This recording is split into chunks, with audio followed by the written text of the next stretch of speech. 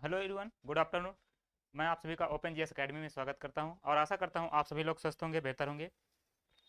चलिए, जैसा कि हम लोग अभी परसेंटेज की क्लास कर रहे हैं और परसेंटेज में कल हम लोगों ने एग्जामिनेशन पर जो बेस्ड क्वेश्चन आते हैं उन्हीं को सॉल्व कर रहे हैं, उनको अच्छे से।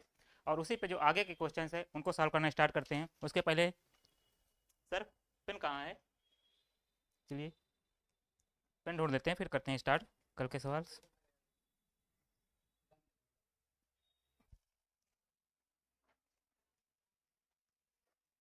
ठीक है, चलिए। कल एक क्वेश्चन से दिए थे दो होमवर्क के लिए, शायद आप लोगों ने किया था, बढ़िया से सॉल्व भी किया था। क्लास लगा लेते हैं अपनी, दूसरे की क्लास लगी है।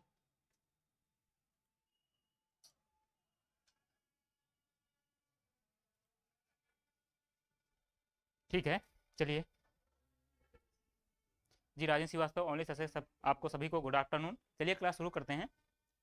क्लास के लिए जो होमवर्क के लिए दिए थे उन्हीं को लगाना स्टार्ट करते हैं। परीक्षा पर आधारित प्रश्न हो रहे थे, शायद 21-22 था।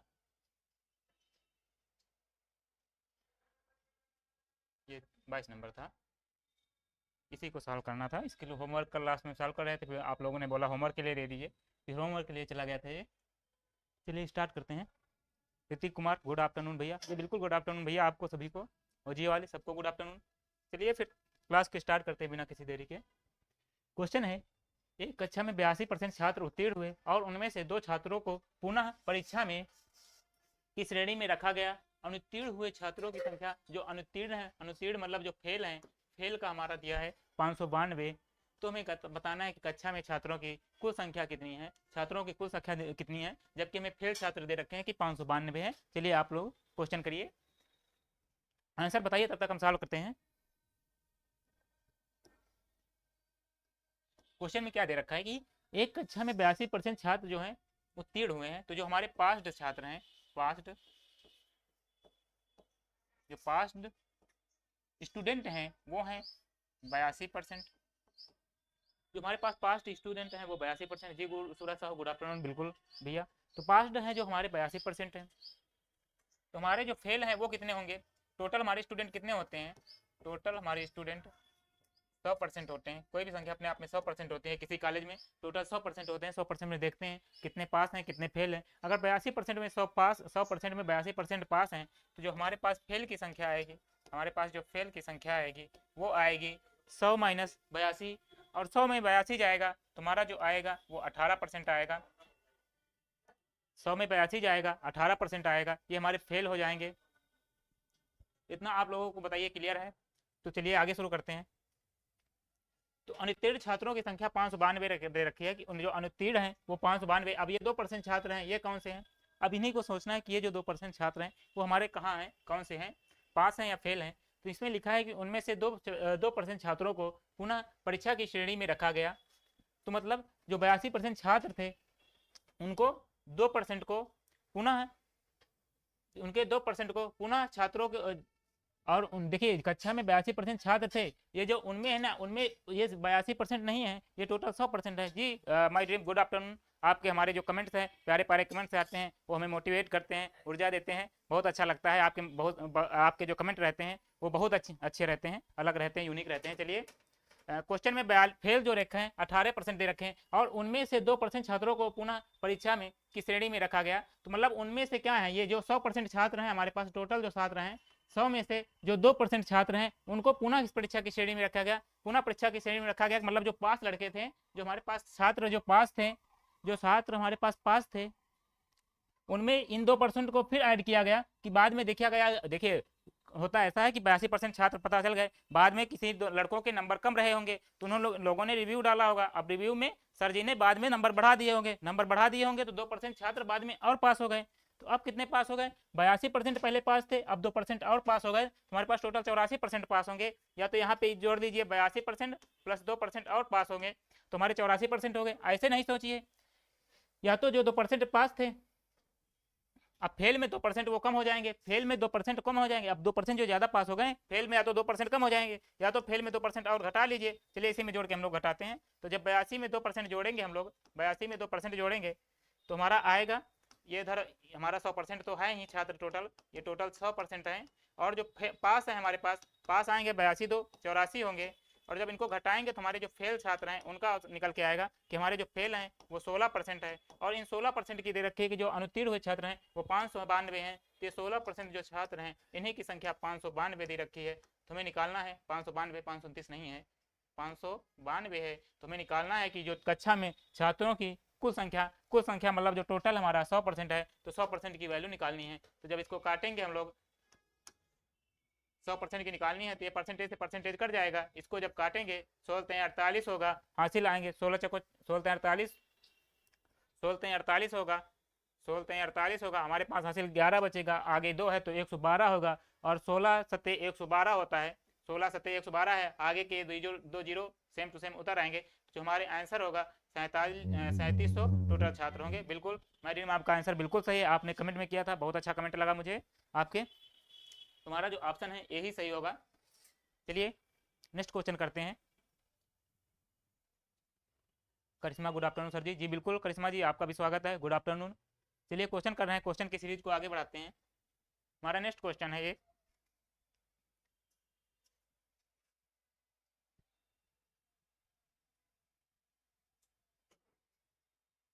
आप लोग इसको सॉल्व करिए।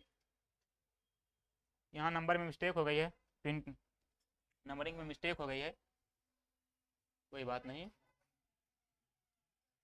टाइपिस्ट महोदय कुछ बीच में याद आ गया होगा तो इसी में लिख दिए हैं कुछ और है नंबर, चलो कोई नहीं। क्वेश्चन करते हैं। क्वेश्चन है हमारा, किसी परीक्षा में उत्तीर्ण होने के लिए कोई टोनी है और उनको न्यूनतम 40% अंक प्राप्त करने चाहिए। टोनी को न्यूनतम परीक्षा को जो पास करने के लिए 40% अंक प्राप्त करना चाहिए। उसे 120 अंक प्राप्त हुए और 30 अंकों से अनुत्तीर्ण हो गया। 120 अंक प्राप्त हुए और 30 अंकों से फेल हो गया। मतलब जो इसको देखिए, किसी परीक्षा में उत्तीर्ण होने के लिए न्यूनतम जो प्राप्त करने हैं पासिंग मार्क हैं, जो पासिंग परसेंटेज है हमारा, पासिंग परसेंटेज है, पासिंग परसेंटेज हमारा जो है वो है हमारा 40%। हमारे डीएम जी का आ रहा है 375 है इसका आंसर। चलिए देखते हैं 300 इसका पासिंग जो पासिंग परसेंटेज है वो हमारा दे रखा है 40%। और आगे क्या दे रखा है कि 40% प्राप्त करने चाहिए, कि जो 40% तक जो कोई पा गया तो वो पास हो जाएगा, ये का मतलब है। और उसे 120 अंक प्राप्त हुए तो मान लीजिए जो उसको ऑब्टेंड मार्क है, ऑब्टेंड मार्क ओएम लिख दे रहे हैं, ऑब्टेंड मतलब प्राप्त करने वाले, मार्क मतलब नंबर। तो ये जो ऑब्टेंड नंबर हैं वो उसके पास 120 हैं और वो 30 अंकों से अनुत्तीर्ण हो गया। चलिए वो बनाते हैं अपना रेखा। तो रेखा ऐसे खींचेंगे, रेखा ये वाली है गणित वाली रेखा। तो देखिए ये जो रेखा है इसमें ये पास मार्क है हमारे, ये जो पासिंग मार्क है हमारी, ये रेखा पासिंग मार्क है। ये हमारे पासिंग होने के लिए 40% चाहिए, पासिंग मार्क के लिए 40% चाहिए। तो उसमें दे रखा है 120 अंक प्राप्त करता है। तो अभी पास नहीं हुआ है, अनुत्तीर्ण हो गया है। कितने अंक से, मतलब ये जो पास है, पास से 3 अनुत्तीर्ण हो गया है, 30 अनुत्तीर्ण, 30 मतलब पीछे है। और उसको 120 अंक प्राप्त हुए यहाँ तक टोटल। यहाँ से कोई नंबर यहाँ जीरो था, जीरो से 120 प्राप्त हुआ और 120 प्राप्त करने के बाद भी वो 30 अंक से फेल हो गया। 30 अंक से फेल होने का मतलब 40% प्राप्त करने के लिए उसे 30 अंक और होने चाहिए थे। तो इसका मतलब है 30 नंबर से फेल होने का मतलब, अगर 40% प्राप्त करने के लिए, पास होने के लिए 40% प्राप्त करने के लिए उसे 30 अंक और चाहिए होने थे। 30 अगर 120 में 30 अंक और प्राप्त कर लेता तो पास हो जाता। तो यहाँ पे जो 40% यहाँ से 40% तक की वैल्यू है 120, और जो बीच में ये 30 नहीं, 30 और प्राप्त कर लेते तो पास होता, मतलब 40%। तो ये जो 40% की वैल्यू है, ये जो 40% की वैल्यू, 40% की आप लोग बताइए वैल्यू क्या होगी, कमेंट करिए कि 40% की वैल्यू क्या होगी। 40% की यही होगी ना कि यहाँ से यहाँ तक 40% है, 120 प्राप्त किया है, 30 नंबर से फेल हो गया, प्राप्त 40% प्राप्त करने के लिए 30 और चाहिए। तो 120 प्लस 30 ये हमारे उसके पासिंग मार्क हो गए, मतलब जो पासिंग परसेंटेज है इसके बराबर होगा। तो 120 में जब 30 जोड़ेंगे तो 150 होगा। और हमें बताना है कि पूर्णांक क्या ज्ञात कीजिए, कि जो मतलब पूरा परीक्षा है कितने अंकों की है। तो उसके लिए 100 से गुणा कर देंगे, 100 से गुणा कर देंगे। देखिए दिख रहा है यहाँ पे। तो जब इसको काटेंगे 100% होगा, जब काटेंगे तो 4 3 12 होगा, 4 3 12 होगा, हासिल आएंगे 3 30 होगा, 4 7 28, 4 5 20, 375 हमारे जो मार्क्स निकल के आएंगे। कि टोटल जो परीक्षा है हमारी 375 नंबर की है। ऑप्शन डी सही होगा। बिल्कुल आप लोगों का एकदम सही है क्वेश्चन आंसर, ऑप्शन डी 375 होगा माय ड्रीम। चलिए नेक्स्ट क्वेश्चन सॉल्व करते हैं। अब अच्छे से क्लियर हो गया होगा ये तो। अब इसको सॉल्व करते हैं। इस तरह के क्वेश्चन पहले भी कर चुके हैं। चलिए क्वेश्चन है हमारा कि रवि और राजेश ने एमटेक का प्रोग्राम, कोई एमटेक प्रोग्राम है, में प्रवेश लेने के लिए एक प्रवेश परीक्षा में भाग लिया। रवि को राजेश से 8 अंक अधिक मिले। रवि को राजेश से 8 अंक अधिक मिले और उसके प्राप्तांक उनके, देखिए क्वेश्चन को सही से पढ़िए। क्वेश्चन है कि रवि और राजेश ने एमटेक प्रोग्राम में प्रवेश लेने के लिए एक प्रवेश परीक्षा में भाग लिया। प्रवेश परीक्षा में भाग लिया तो रवि को राजेश से 8 अंक अधिक मिले। चलिए आप लोग आंसर करिएगा, हम सॉल्व करते हैं सीधे। रवि को राजेश से 8 अंक अधिक मिले और उसके प्राप्तांक उनके प्राप्तांकों के योग के 52% के बराबर थे। तो रवि और राजेश को क्रमशः कितने अंक मिले ये बताने हैं। चलिए सॉल्व करते हैं।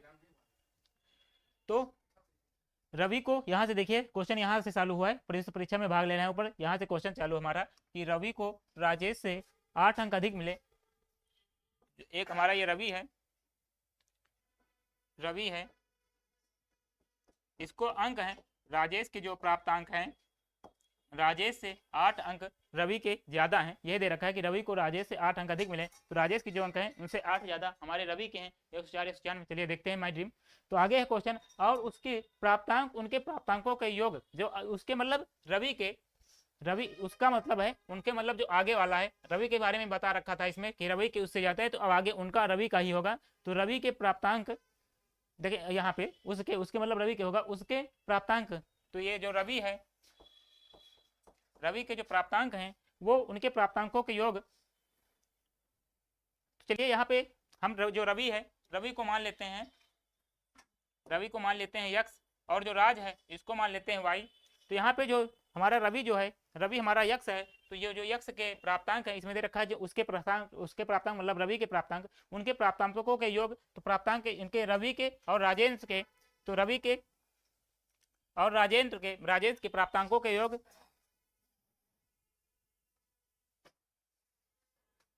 देखिए यहाँ पे बिना दो माने एक भी मान के काम चल सकता है, तो दो मान के क्या फायदा है, क्यों चल सकता है। देखिए तो यहाँ पे जैसे हमने राज के यक्स मान लिए, सॉरी यहाँ पे एक मान के आराम से काम हो जाएगा। तो यहाँ पे रवि के मैंने मान लिया यक्स है, तो जो राज के निकल के आएंगे तो इसका 75 कर देंगे उधर। चलिए राज के मान लेते हैं। अगर राज के यक्स मान लिए, राज के यक्स हैं, तो रवि के जो होंगे, जो रवि के मार्क्स होंगे वो यक्स प्लस 8 हो जाएंगे अपने आप। चलिए इससे आसानी हो जाएगी। रवि के हमारे यक्स हैं, राज के हमारे यक्स हैं, राज के हमारे यक्स मार्क हैं, तो रवि के हमारे हो जाएंगे यक्स प्लस 8। अब देखिए तो जो रवि के हैं, जो रवि उसके मार्क्स मतलब उसके मतलब जो पहला दे रखा है रवि, तो रवि के हमारे हैं यक्स प्लस 8, रवि के हैं यक्स प्लस 8, ये बराबर होंगे उसके प्राप्तांक उनके प्राप्तांकों के योग। तो प्राप्तांक तो एक यक्स है, रवि के यक्स हैं मतलब राज के यक्स हैं, और रवि के यक्स प्लस 8 हैं, तो यक्स प्लस 8 का 52% ये दे रखा है क्वेश्चन में, बराबर है कि बराबर थे। ठीक है, इतना है। अब क्वेश्चन समझ गए होंगे कि जो मतलब रवि के जो मार्क्स हैं, रवि के हमारे कितने निकल के आए, यक्स प्लस 8 निकल के आए, तो रवि के यक्स प्लस 8 निकल के आए। तो रवि पहले था, तो रवि को प्राप्तांक उनके प्राप्तांकों के योग के 52% के बराबर हैं। तो जो कट रहे हैं अब उनको काटेंगे, देखेंगे यहाँ 4 से कट जाएगा, 13 चौको 52 होगा, यहाँ पे होगा 25। अब चलिए आगे चलते हैं, सॉल्व करते हैं।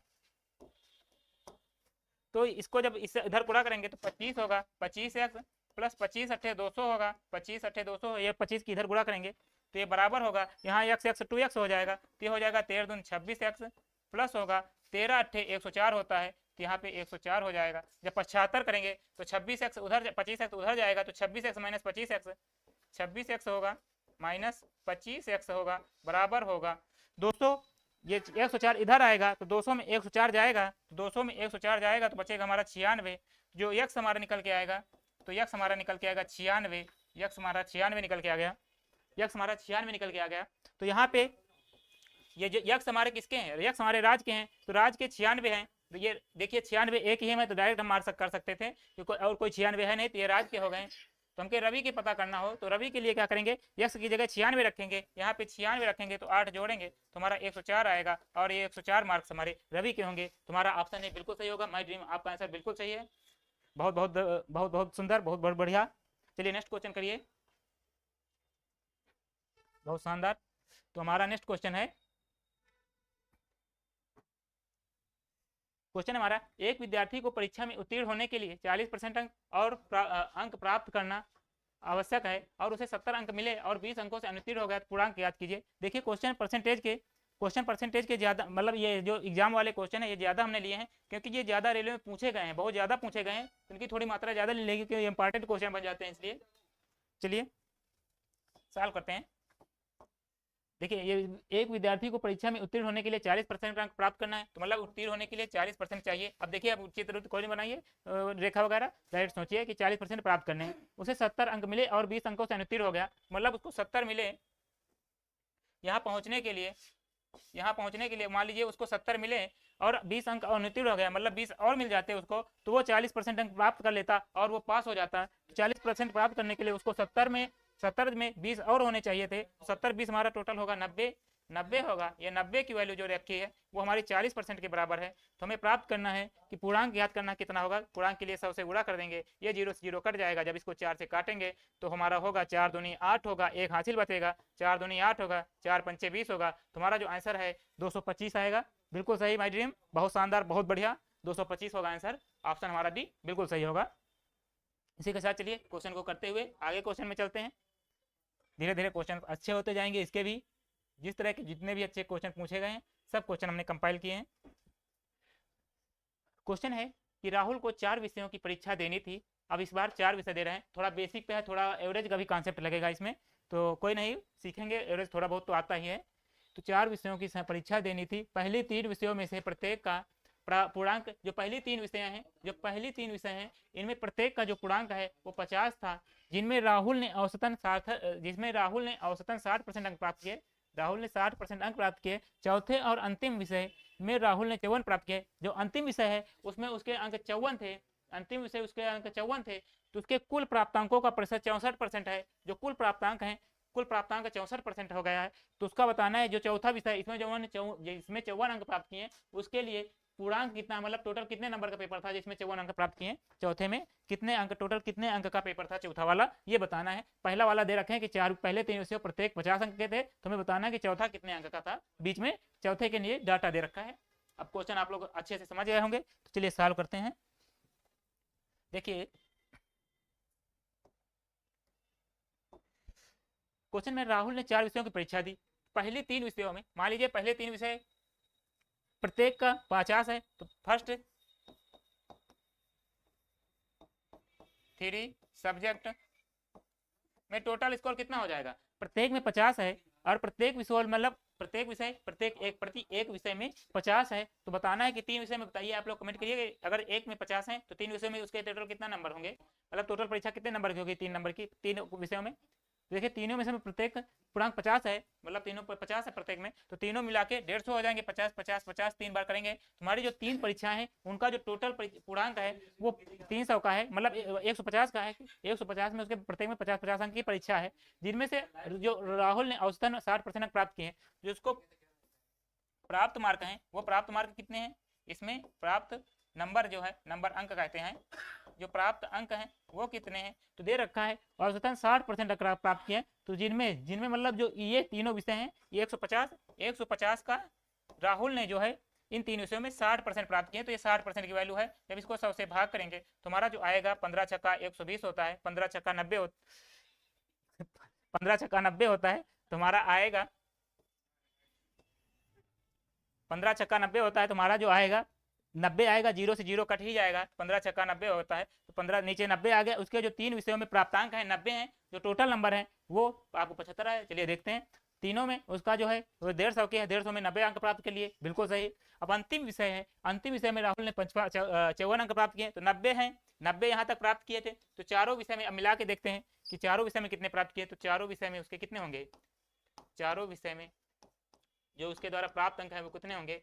देखेंगे चारों विषय में जो प्राप्त हैं, यहाँ पे 3 विषय में 90 हैं और चौथे विषय में 54 प्राप्त कर रहा है, तो 90 प्लस 54 है, ये चारों विषय में उसके नंबर हो जाएंगे।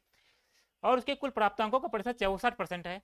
तो देखिए चारों विषय में जो इसके प्राप्त हैं, ये 90 में 54 जोड़ेंगे तो हमारा 144 होगा, और जो 144 है ये 64% हो गया है। तो ये 64% की वैल्यू है कि जो टोटल नंबर है हमारे वो 64% है। जब इसको 100 से भाग करेंगे, 100% निकालेंगे कि टोटल जो हमारा, देखिए अब टोटल पेपर परीक्षा टोटल नहीं कराएगा, अब टोटल निकल आएगा कि कितने थे, कि देखिए 4 अंकों में उसने 4 जो विषय हैं, 4 क्वेश्चन समझिए कि जो चारों विषय हैं, चारों विषय में उसने 144 नंबर प्राप्त किए हैं, और जो 144 वैल्यू है वो 64% की है, जो 144 वैल्यू है वो 64% की वैल्यू है। तो हमें निकालना है, मतलब हमें प्राप्त हो जाएगा इससे कि जब 100 से गुणा करेंगे इसका मतलब पता हो जाएगा चारों विषय में उसके टोटल पूर्णांक कितना था, चारों विषय मिला के उसका टोटल कितने नंबर का पेपर था।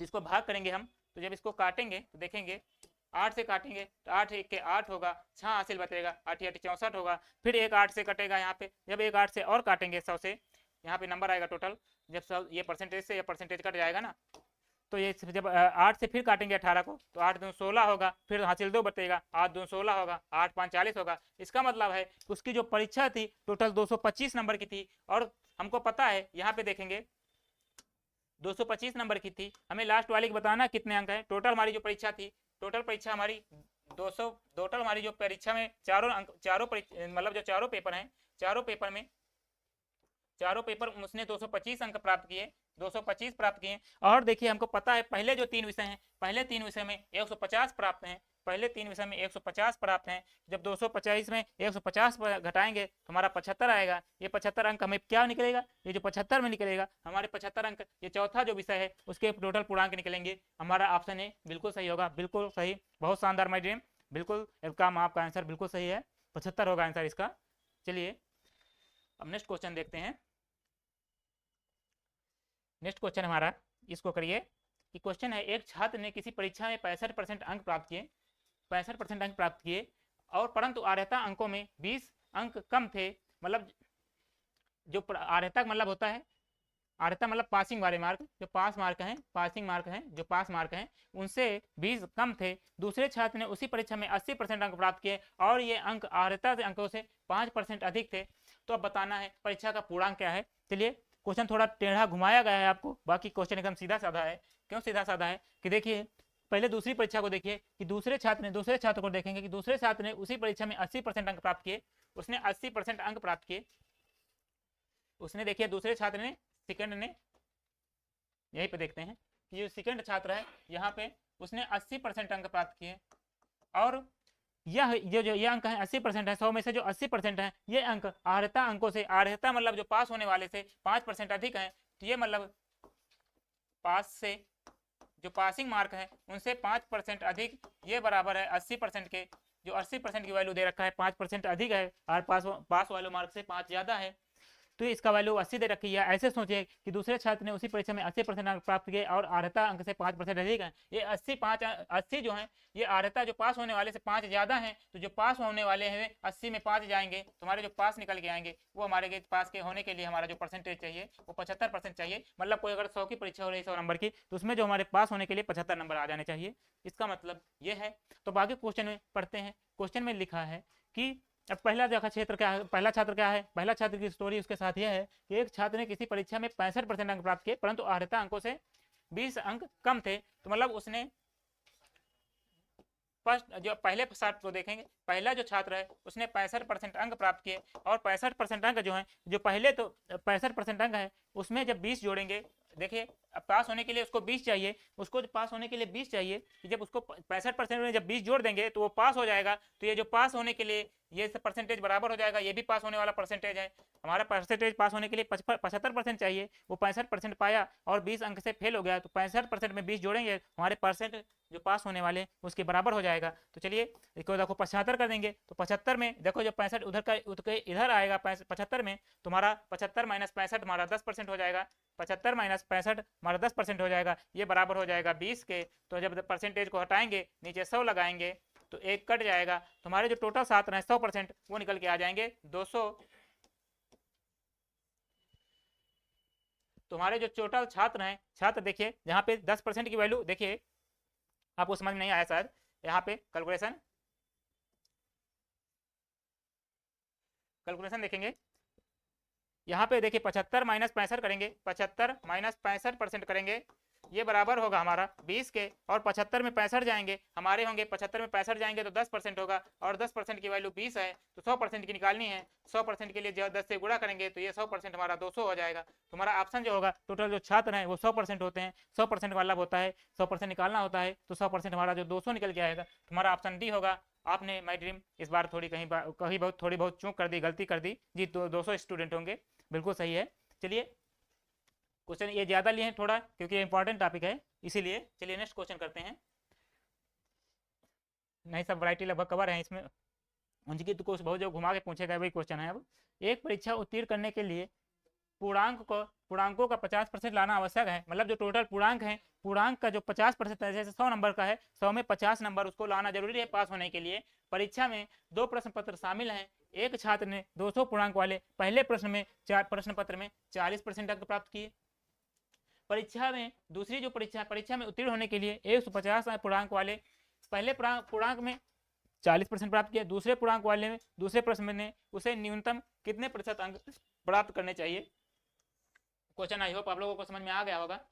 सर कैलकुलेशन में मिस्टेक हो गई जी, थोड़ा संभल के करा करिए, क्योंकि ये जो मिस्टेक्स होती हैं यही 1-2 नंबर से हमें उससे बाहर कर सकती हैं आखिरी फाइनल रिजल्ट से। इसलिए इनको थोड़ा इन पर भी काम करिए, ये बहुत जरूरी होता है। क्योंकि जो क्वेश्चन आते हुए अगर सिल्ली हो जाती है और वो क्वेश्चन को घटा देती है, हमारे नंबर को घटा देती है, वो बाद में हमें दुख देती है। जी शिवानी पटेल, गुड आफ्टरनून। बिल्कुल, चलिए सवाल करते हैं ये कि परीक्षा में उत्तीर्ण होने के लिए 50% लाना आवश्यक है। परीक्षा में उत्तीर्ण होने के लिए जो पास के लिए हमारा मतलब जरूरी है कि 50% अंक आ जाएं। परीक्षा में 2 प्रश्न पत्र शामिल हैं। एक छात्र ने 200 पूर्णांक वाले पहले प्रश्न में 40% अंक प्राप्त किए। तो पहले छात्र ने कितने प्राप्त कितने किए, हमें पता है 200 अंक की पूर्ण परीक्षा है, 200 अंक की परीक्षा है, और 200 में पहले जो छात्र ने उसने 40% प्राप्त किए हैं। तो पहले पर्सन ने 40% प्राप्त किए हैं, तो ये 40% की जो वैल्यू होती है, जो फ्रैक्शन भिन्न होता है, 2/5 होता है। पहली क्लास से पढ़ रहे हैं कि 40% का 2/5 होता है, तो 40% का 2/5 रखेंगे। जब 5 से काटेंगे तो 5 चौको 20 होगा, 4 की जब 2 से गुणा करेंगे 4 दूनी 80 आएगा। तुम्हारा जो पहला जो स्टूडेंट है उसके जो प्राप्तांक हैं वो हमारे 80 निकल के आ गए। इतना हमारी पहली लाइन से क्लियर हो गया। ठीक है, अब नेक्स्ट लाइन पढ़ेंगे हम। नेक्स्ट लाइन में है, परीक्षा में उत्तीर्ण होने के लिए 150 पूर्णांक वाले दूसरे प्रश्न पत्र में उसे न्यूनतम कितने प्रतिशत अंक लाना आवश्यक है। तो देखिए हमारे जो पहले प्राप्त हैं, पहले को उसमें यहाँ पे लाइन खींचते हैं, जो पहले हैं उसमें 80 लाद दिया है, और टोटल का 50% हमें लाना आवश्यक है पास होने के लिए। टोटल हमारे अंक की परीक्षा कितनी है, पहली जो परीक्षा है वो 200, जो पहला देखिए पहली जो परीक्षा वो 200 पूर्णांक की है। दूसरी जो छात्र पहला जो परीक्षा दे रहा है उसमें 200 पूर्णांक है, दूसरा जो छात्र परीक्षा दे रहा है वो 150 पूर्णांक है। तो टोटल हमारी परीक्षा कितने पूर्णांक की हो गई, 250 पूर्णांक प्लस 150 बराबर हमारा हो गया 350। जो टोटल पेपर है, टोटल मार्क है स्कूल के प्राप्त करने के लिए, मतलब जो है 200 है प्लस 300 150 है। तुम्हारा जो टोटल मतलब स्कोर, जो टोटल जितने का हमारा पेपर है दोनों को मिला के वो हमारा 350 है। और 350 में पास के लिए 50% चाहिए, और 50% की फ्रैक्शन वैल्यू 1/2 होती है, जो हमें पास होने के लिए इसका 1/2 चाहिए। जब इसका 1/2 करेंगे तो हमारे जो पास मार्क है, पासिंग मार्क, वो निकल के आएंगे। जब 2 से भाग करेंगे 2 1 के 2 होगा, 2 से 14 होगा, 2 पंचे 10 होगा। तुम्हारे जो पासिंग मार्क है वो 175 निकल के आए। जो पहला है वो 80 अंक प्राप्त कर रहा है, तो बताइए दूसरा कितना प्राप्त कर रहा है। The verbal section of most exams is not something we can do based on gut feeling. हमें लगता है कि case verbal section can be highly scoring and time saving, but for that we need to know a little bit of concepts. बहुत सही type आ जाए या बहुत ही advance level question आ जाए, you will easily be able to crack it. आपका selection के बाद, इसलिए अच्छे से डटे रहिए। और इस बार भी CBT 2 में भी एक भी नंबर नहीं कटेगा। थोड़ा इसी सिल्ली पे जो अभी हो रहा है जा रही इन्हीं पे थोड़ा और ध्यान रखना हल्का, ठीक है। बाकी आपका बहुत सही है, आपकी तैयारी बहुत अच्छे लेवल की है। बस ये एक पेपर हो जाए, बस सिलेक्शन आना बाकी है बस। चलिए क्वेश्चन हमारे जो टोटल पासिंग मार्क हैं वो 175 हैं, और जो पहले छात्र हैं वो 80 प्राप्त किया है। तो बताइए दूसरे छात्र ने कितने प्राप्त किए हैं। दूसरे छात्र के लिए देखिए सेकंड जो छात्र होगा, सेकंड छात्र क्या होगा, देखिए पहले टोटल परीक्षा है 175 की, और 175 में जो पहला छात्र है उसने 80 प्राप्त किए हैं, तो दूसरे ने कितने प्राप्त किए हैं। तो 175 में जब 80 घटाएंगे तुम्हारा 5 में 5 जाएगा, 0 जाएगा, 17 में 8 जाएंगे तो 9 होगा, 9 8 17 अर्थात 95। दूसरे जो छात्र है उसका जो है पाया है अंक, मतलब पास होने के लिए जो अंक चाहिए कम से कम, दूसरा छात्र जो है उसको पास होने के लिए कम से कम 95 अंक चाहिए इतने तक पहुंचने के लिए, क्योंकि पासिंग मार्क 175 है और पहला 80 पासिंग मार्क 80 लाया है, तो दूसरे को पास होने के लिए 95 चाहिए। तो हमारे क्वेश्चन में प्राप्त क्या करना है कि 150 पूर्णांक वाले दूसरे प्रश्न पत्र में उसे न्यूनतम कितने प्रतिशत अंक चाहिए। तो हमें न्यूनतम अंक मिल गए हैं, तो न्यूनतम प्रतिशत अंक बताना है कि न्यूनतम प्रतिशत अंक कितने चाहिए। तो न्यूनतम प्रतिशत अंक के लिए हम लोग क्या करेंगे, चलिए इसको थोड़ा छोटा कर लेते हैं।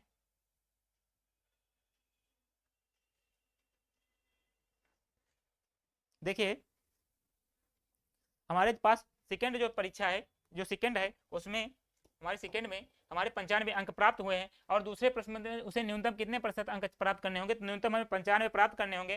कितने में प्राप्त करने होंगे 95, हमें 95 प्राप्त करने होंगे पास होने के लिए न्यूनतम। और कितने में प्राप्त होने पड़ेंगे, 150 की परीक्षा है तो 150 में, और परसेंटेज निकालने के लिए 100 से गुणा कर देंगे। जब इसको काटेंगे तो 25 छक्का 100 होता है, 25 छक्का 150 होता है, 25 चक्को 100 होता है। अब 2 से फिर काटेंगे तो 2 दूना 4 होगा और 2 तिहाई 6 होगा। अब 3 से 95 को काटेंगे तो नहीं कटेगा, 3 95 से नहीं कटेगा, तो इसको हम गुणा कर लेंगे।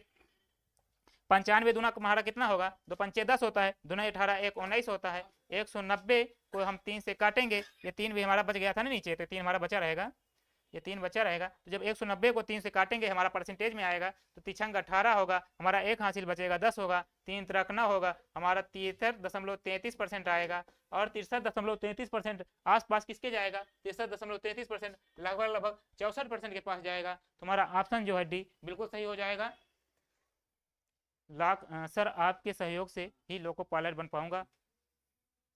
वहाँ 1 लाख यात्रियों को अपने गंतव्य स्थान तक पहुँचाने की जिम्मेदारी पूरी ट्रेन के लोको पायलट की होती है। बिल्कुल आप वो जिम्मेदारी के सब निभाने लायक आप पूरे बन चुके हैं और आपके अंदर वो क्षमता है, बिल्कुल आप निभाएंगे।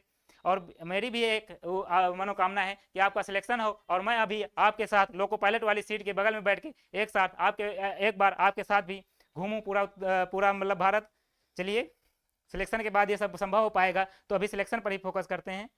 सपने साकार करने के लिए सपने देखने पड़ते हैं और सपने पूरा करने के लिए मेहनत करनी पड़ती है, तो अभी मेहनत कर लेते हैं, बाद में हम लोग सपने साकार करेंगे घूमने वाले। तो चलिए बिल्कुल घूमेंगे। चलिए क्वेश्चन का आंसर नहीं दिया आपने, आंसर होगा 64%। ठीक है, समझ में आ गया होगा। चलिए ये क्वेश्चन है, इसको करते हैं कि एक उम्मीदवार परीक्षा उत्तीर्ण करने के लिए न्यूनतम जो है उसे न्यूनतम से 21 अंक से अनुत्तीर्ण हो जाता है। मतलब जो न्यूनतम परीक्षा है पास करने के लिए जो न्यूनतम नंबर चाहिए उससे उसके 21 अंक कम आते हैं, तभी वो अनुत्तीर्ण हो जा रहा है। 21 अंक जो पास होने के लिए पासिंग मार्क है, पासिंग से 21 कम नंबर आते हैं उसके, पासिंग होने के लिए पासिंग जो मार्क्स हैं पासिंग मार्क्स से उसके 21 नंबर कम आते हैं। जबकि दूसरा जो उम्मीदवार है न्यूनतम आवश्यक अंकों से 147 अधिक प्राप्त करता है। दूसरा जो है न्यूनतम आवश्यक अंकों से जो है उससे 147 अधिक प्राप्त करता है। तो यदि दोनों उम्मीदवार द्वारा प्राप्त प्रतिशत में अंतर, देखिए प्रतिशत में अंतर 40% दे रखा है। हमने शुरुआत में क्लास के बताया था, क्लास की शुरुआत में क्या बताया था कि अगर किसी के पासिंग मार्क जो है पासिंग मार्क से अगर किसी के 21 कम है, मान लीजिए यहाँ पे है, और दूसरे छात्र के पासिंग मार्क से 147 ज्यादा हैं, तो इनके बीच का अंतर कितने होगा, इनके बीच का अंतर जो होगा जुड़ जाएगा। अब जब इनको जोड़ेंगे तो 147 में जब 20 जोड़ेंगे, 147 में 20 जोड़ेंगे, तुम्हारा जो निकल के आएगा 167 निकल के आएगा, जो इनके बीच का अंतर होगा। आई होप आप ये पहली वाली शुरू में बताया था इतना क्लियर है।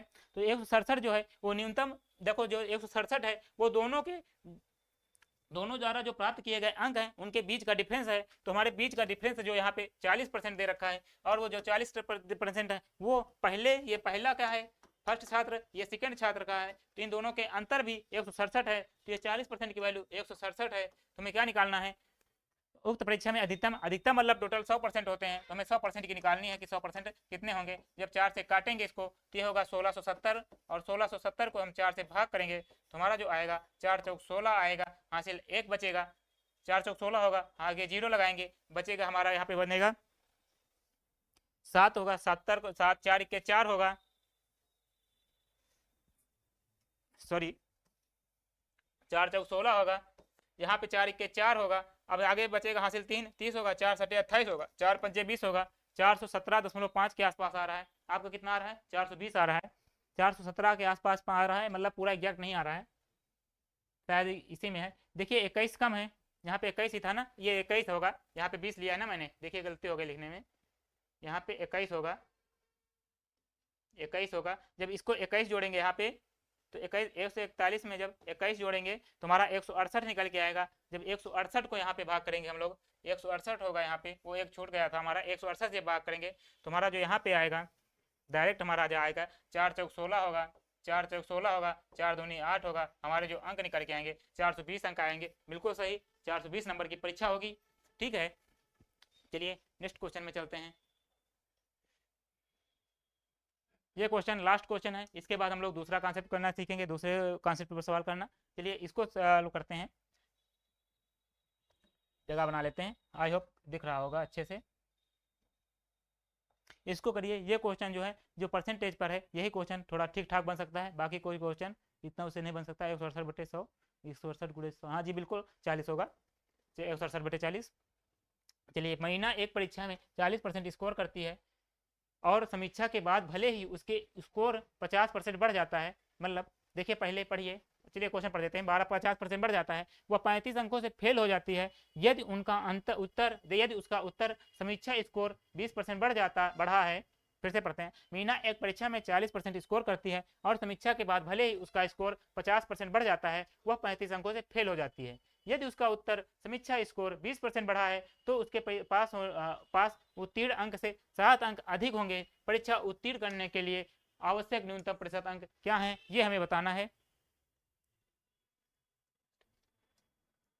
चलिए इसको करते हैं, क्वेश्चन अच्छा है, अच्छे क्वेश्चन को तसल्ली से करेंगे। क्वेश्चन है, मीना ने एक परीक्षा में 40% स्कोर करती है। मीना है 40% स्कोर की है, कितना स्कोर की है, 40% स्कोर की है और समीक्षा के बाद भले ही उसका स्कोर 50% बढ़ जाता है, वह 35% से फेल हो जाती है। देखिए समीक्षा हुई है, समीक्षा का मतलब रिव्यू हुआ है। रिव्यू क्या हुआ है कि 40% अंक प्राप्त किए थे, मतलब कोई परीक्षा चेक की गई है और कॉपी चेक की गई है और गलती से उसने नंबर नहीं जोड़े हैं किसी अंक के, तो उसने दोबारा रिव्यू डाला और रिव्यू डालने के बाद उसके जो 40% अंक है उसके 40% में 50% की बढ़ोतरी हुई है। 40% में उसके स्कोर में 50% की बढ़ोतरी हुई। 40% था पहले और 40 में 50% का मतलब होता है 1/2।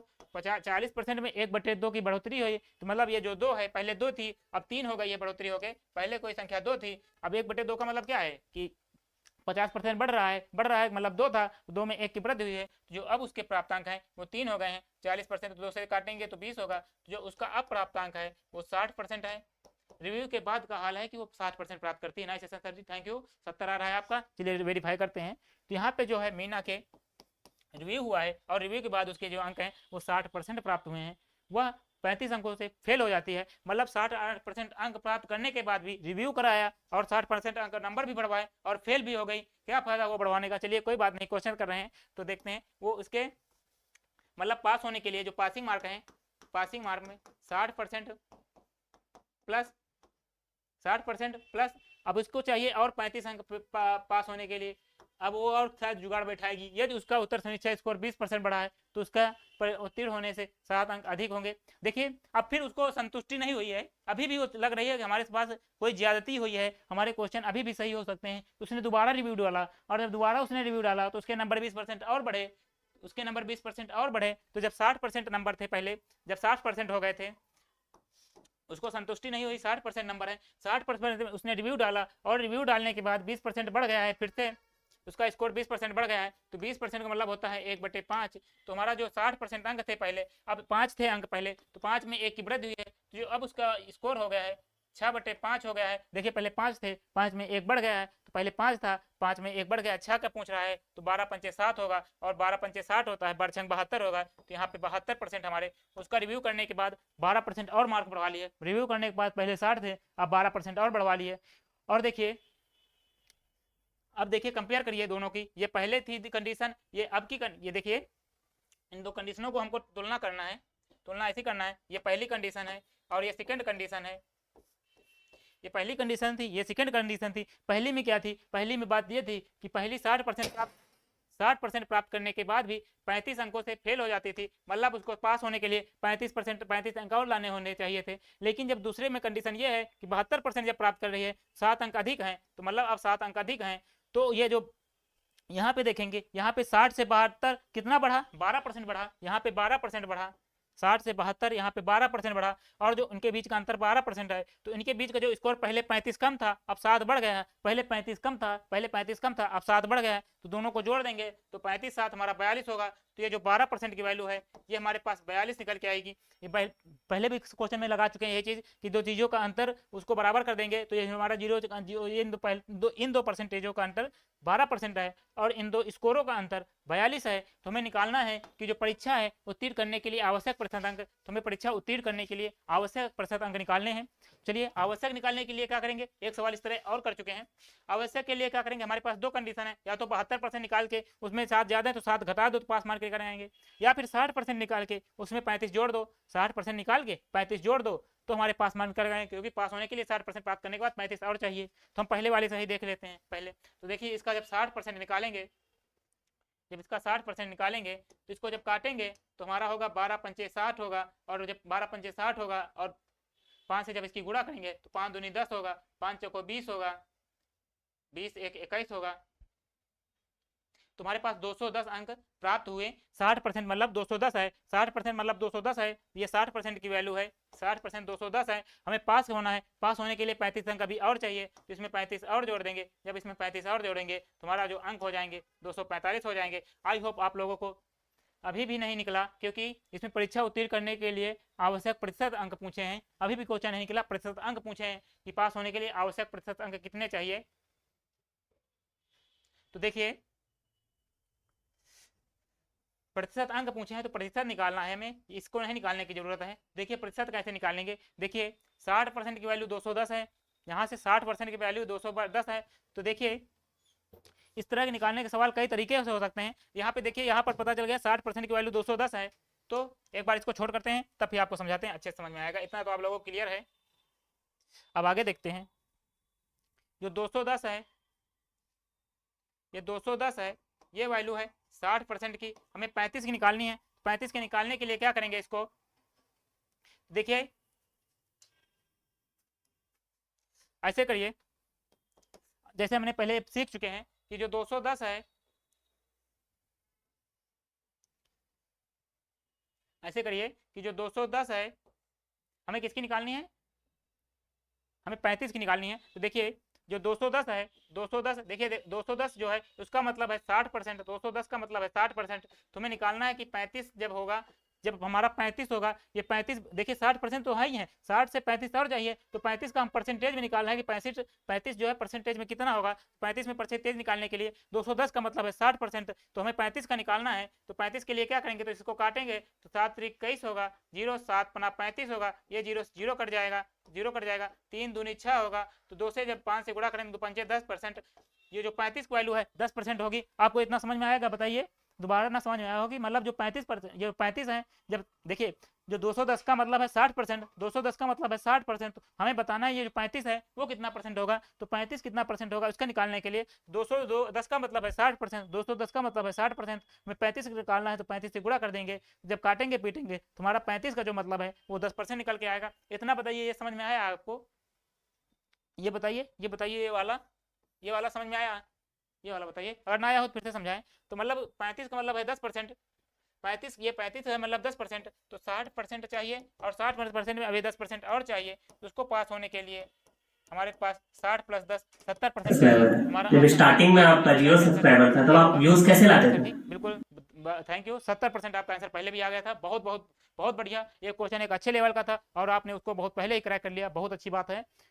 चलिए ये क्वेश्चन आज से हमारे जब स्टार्टिंग में आपका 0 सब्सक्राइबर था तो आप व्यूज कैसे लाते थे? छोड़ दिया था। तो बड़ा मस्त सवाल पूछा, ये बहुत कोई का सवाल होगा।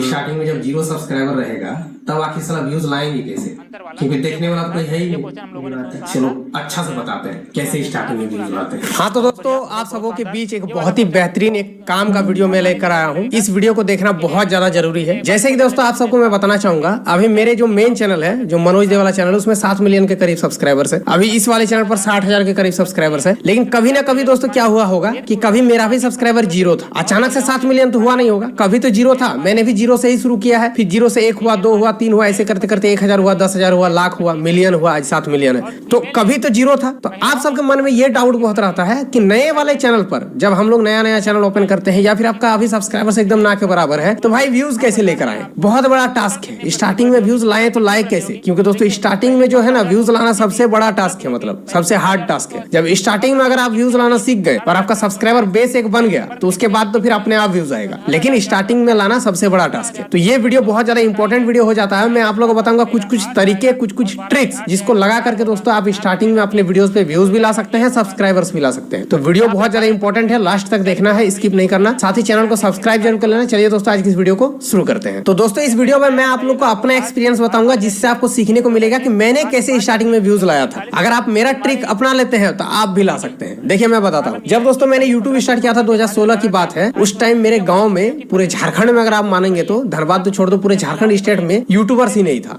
है ना। एक लौता में एक यूट्यूबर था, जो कि 2016 में ही मैंने यूट्यूब स्टार्ट कर दिया था। अब उस टाइम किसी को पता ही नहीं था कि यूट्यूब वगैरह होता क्या है। तो उस टाइम दोस्तों मुझे बहुत ज्यादा शर्म आता था, मैं किसी को बताता ही नहीं था कि मैं यूट्यूब करता हूँ। यहाँ तक कि सोचोगे मैं किसी को बताता भी नहीं था कि मैं यूट्यूब करता हूँ। क्यों नहीं बताता था? क्योंकि किसी को पता ही नहीं था। क्या बताऊँ तो क्या बताऊँ? उनको पता होगा तब तो कि यूट्यूब पे वीडियोस भी बनाया जा सकता है, पैसा कमाया जा सकता है। तो ना किसी को बताता था, ना कभी किसी से शेयर करता था ये सब बात। अब दोस्तों जब किसी को बताता ही नहीं था, तो आप समझ के देखो, इसका मतलब ये है कि मैं अपने वीडियोस को कभी शेयर भी नहीं करता था। आप में से काफी सारे ऐसे क्रिएटर होंगे अभी के टाइम पे जो अपने वीडियोस को फेसबुक, व्हाट्सएप वगैरह पे अपने दोस्तों में, फैमिली में शेयर जरूर करते हैं, लेकिन मैं वो भी नहीं करता था। तो अब आप समझ के देखो कि स्टार्टिंग में व्यूज लाता कैसे था मैं, जब शेयर भी नहीं करता था। तो मैं बताता हूँ ये ट्रिक क्या लगाता था मैं अपनी वीडियोस पे व्यूज लाने के लिए। देखिए दोस्तों, यूट्यूब पे होता क्या है पता है? यूट्यूब के एल्गोरिथम को आपको समझना पड़ेगा। यूट्यूब क्या करता है कि जब भी आप वीडियो अपलोड करते हैं तो यूट्यूब आपके वीडियो को इंप्रेशंस भेजता है, नए लोगों तक आपके वीडियो को भेजता है, चाहे आपका जीरो ही सबसे पहले इसकी क्लास की थी जनसंख्या वाले, तो उसमें बताया था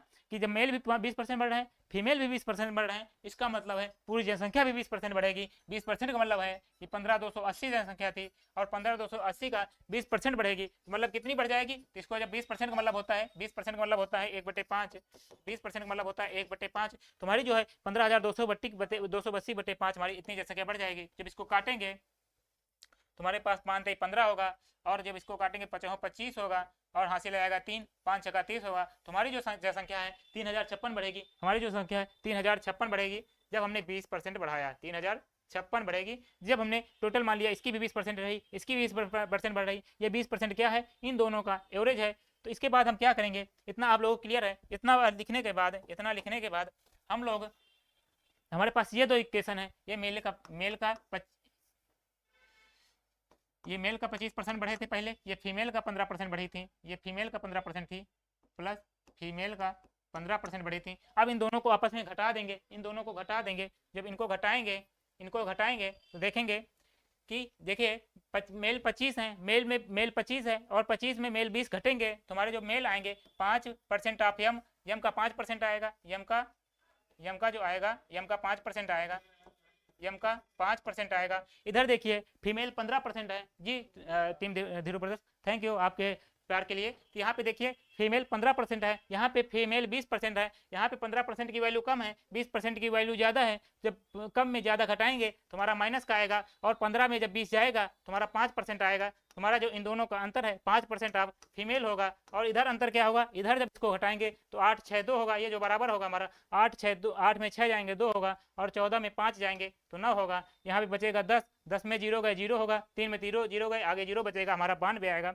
तो 5% of male minus 5% of female बराबर है 92। तो यहाँ से 5% जब कॉमन कर लेंगे हमारा, तो हमारा आएगा मेल माइनस फीमेल। ये हमारा अंतर ही पूछा था ना, वर्तमान जनसंख्या के बीच में अंतर, तो अंतर हमारा डायरेक्ट यहाँ से आ गया, male minus female. 5% of male minus female बराबर 92 है।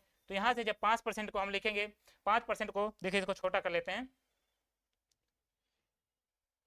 5% का मतलब है 1/20 या 5/100 लिखिए, और जब 5/100 को काटेंगे तो 1/20 होगा। तो ये हमारा 1/20 यम माइनस एफ, ये जो बराबर होगा, ये बराबर होगा 92।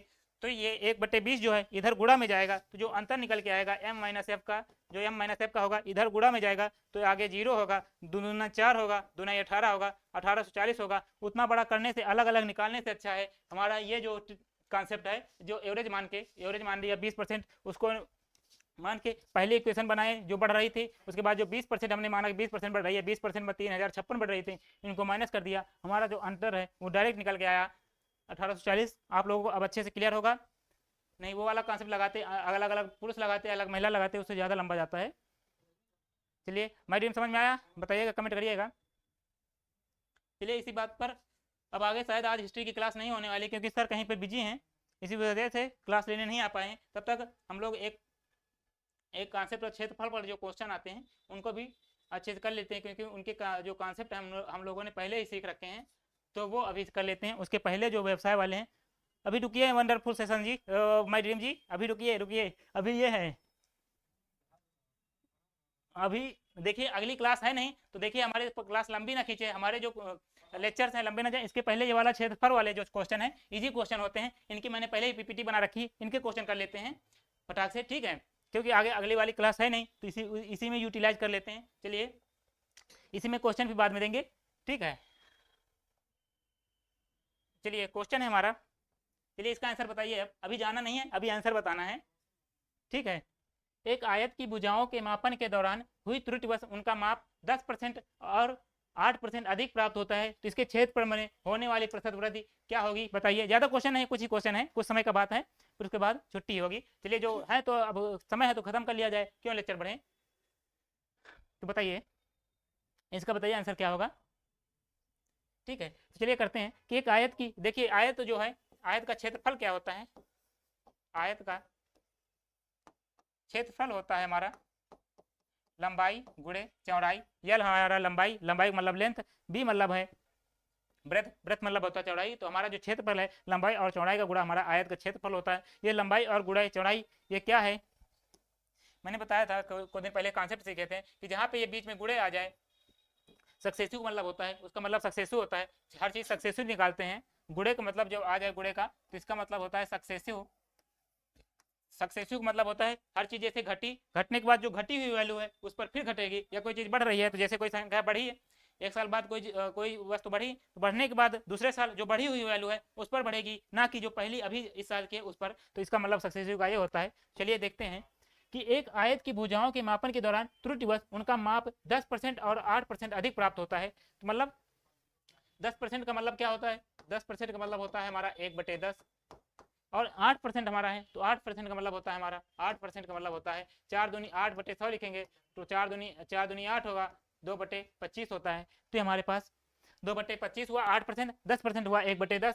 तो देखिए क्वेश्चन में है कि त्रुटि के माप 10% और मतलब जो लंबाई है, ये लंबाई मान लीजिए, लंबाई है आयत की भुजाएं लंबाई चौड़ाई होती है, तो जो लंबाई है, लंबाई 10% बढ़ी है। 10% बढ़ने का मतलब दिख रहा है इधर, हाँ दिख रहा है। तो लंबाई 10 पहले थी, 10 से पहले लंबाई 10 थी, इसका मतलब है 1/10 का मतलब है पहले लंबाई 10 थी और 10 में 1 की वृद्धि हुई है, तो जो अब लंबाई है वो 11 हो गई है, ठीक है। लंबाई का ये सीन है। और चौड़ाई का क्या सीन है, चौड़ाई का सीन है कि चौड़ाई 8% की वृद्धि होती है, चौड़ाई भी 8% बढ़ रही है। 8% बढ़ने का मतलब है कि पहले 25 थी, 25 में 2 की वृद्धि हो रही है, 25 में 2 की वृद्धि हो रही है। जब 25 में 2 की वृद्धि होगी तो जो हमारी अब चौड़ाई होगी वो 27 होगी। इतना भी आप लोगों को क्लियर है। अब देखिए हमारा जो आयत का क्षेत्रफल है, इसमें दे रखा है कि जो क्षेत्रफल है आयत के क्षेत्रफल में होने वाली त्रुटि बताना है। तो क्षेत्रफल का मतलब होता है लंबाई गुणे चौड़ाई, क्षेत्रफल का मतलब होता है लंबाई गुणे चौड़ाई। तो यल गुणे बी जो हमारा होगा वो बराबर होगा, जब इससे गुणा करेंगे तो 25 धाम होता है 250, 25 धाम होता है 250 अनुपात होता है। और 11 के जब 27 से गुणा करेंगे तो 77 आएगा, और 11 दूना 22, 22 में जब 7 जोड़ेंगे तो 297 आएगा। 11 दूना 22, 22 में 7 जोड़ेंगे तो 29 होगा, तो 297 होगा। तो देखेंगे कि यहाँ पे कितना बढ़ रहा है, तो 50, 297 में 250 घटाएंगे तो 47 निकल के आएगा, ये 47 निकल के आएगा। कितने में निकल के आएगा, 250 में बढ़ रहा है 47, 250 में 47 बढ़ रहा है। तो इसको हम परसेंटेज के लिए 100 से गुणा कर देंगे, आगे परसेंटेज निकाल देंगे, लगा देंगे। जब 25 से काटेंगे तो 25 चक्को 100 होता है, और 25 धाम 250 होता है। जब 4 से इसकी गुणा करेंगे तो 4 से 28 होगा, 4 चौक 16, 16 2 18 होगा, और जब 10 से भाग करेंगे तो 18.8%। बताइए 18.8% बी हमारा ऑप्शन होगा, बिल्कुल सही माय ड्रीम, आपका आंसर बिल्कुल सही है। चलिए नेक्स्ट क्वेश्चन करते हैं। बहुत शानदार, अच्छा प्रदर्शन है आपका, इसी तरह CBT 2 में भी होगा आपका।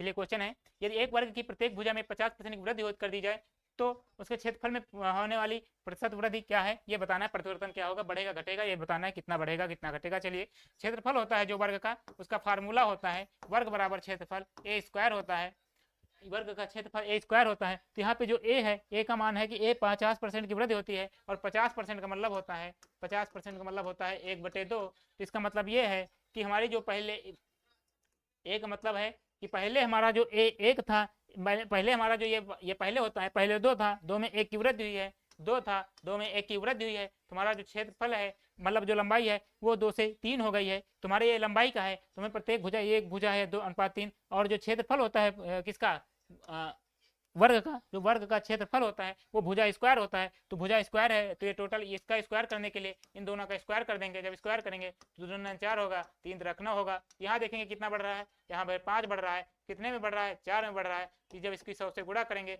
जो निकल के आएगा 4 × 4 होगा, फिर 1 हासिल बटेगा, 4 दूनी 8 होगा, 4 × 5 20 होगा, 125% होगा। बिल्कुल सही माय ड्रीम, आपका आंसर बिल्कुल सही है, 125% आंसर होगा। Option D will be right answer. बहुत सही, बहुत शानदार। नेक्स्ट क्वेश्चन देखते हैं। नेक्स्ट क्वेश्चन है कि किसी वर्ग की 2 आसन भुजाओं की लंबाइयों में क्रमशः 35% और 25% की वृद्धि होती है। परिणाम स्वरूप फिर वही पहला वाला क्वेश्चन, आयत का क्षेत्रफल वर्ग के क्षेत्रफल से कितना % अधिक है। क्वेश्चन चेंज है कि आयत का क्षेत्रफल है वर्ग के क्षेत्रफल से कितना % अधिक है, यह बताना है।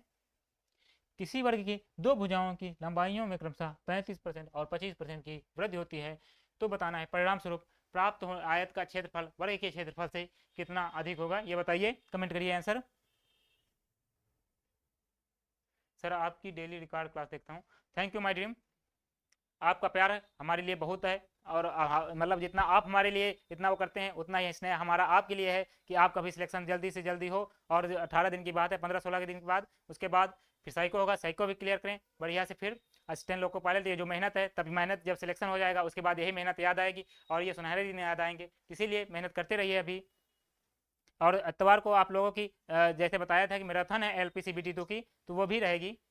और हमारे जो लेक्चर हैं उनको ऑफलाइन देखने के लिए बहुत बहुत धन्यवाद माय ड्रीम अलग से। तो जो मैंने जैसा कि बताया था कि LP की मैराथन है तो वो कराएंगे इतवार को, संडे को। चलिए ये क्वेश्चन है, चलिए इसको हम होमवर्क के लिए ले लेते हैं, समय हो गया है। खैर इसके बाद हिस्ट्री की क्लास नहीं होगी। तो अभी इसके कितने क्वेश्चन बच गए हैं, क्षेत्रफल पे 3-4 क्वेश्चन आ रहे हैं, 3-4 क्वेश्चन है, ये क्वेश्चन है, इसके बाद 3 और क्वेश्चन है, तो हम लोग कल डिस्कस कर लेंगे। चलिए जी 8.75 आ रहा है, कोई बात नहीं, इसको हम लोग आज के लिए बस इतना ही रखते हैं, समय हो गया है। और हिस्ट्री की क्लास फिलहाल आज नहीं है, ठीक है। थैंक यू सर जी, जी आपको भी बहुत बहुत वेलकम। और कोई अगर डाउट है, कोई दिक्कत परेशानी, सब पूछ सकते हैं, क्योंकि क्लास नहीं है तो आराम से हम लोग बातें भी कर सकते हैं अभी। नए सेशन से थैंक यू, बिल्कुल।